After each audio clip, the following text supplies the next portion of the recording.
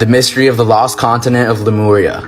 Normally, when people think of a lost continent, the one that comes to mind is Atlantis, but the one you should know about is Lemuria. Lemuria or Mu was an ancient lost continent that was argued to be located in two different places, one being the Pacific Ocean, and two being the Indian Ocean between India, Madagascar, and Australia.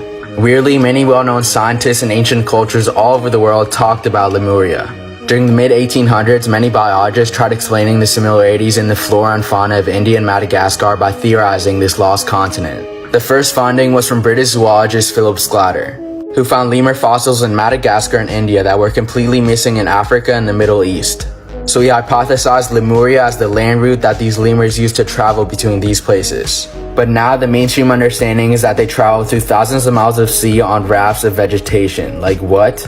Now there was another man that also supported Philip's theory of Lemuria, that was Ernst Haeckel, who literally wrote the book The History of Creation and placed the start of humanity in several places, one being Lemuria, and who was also known as the Darwin of Germany, as he discovered thousands of new species and coined many terms in biology.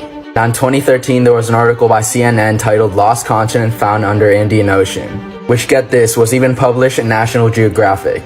This happened because they found traces of a mineral called zircon that was 3 billion years old on a 2 million year old island, which meant that the mineral they discovered came from a much older landmass that sunk in the Indian Ocean. They theorized that fragments of it could have been here, conveniently placed in one of the hypothesized areas of Lemuria. Now this is where it gets weird.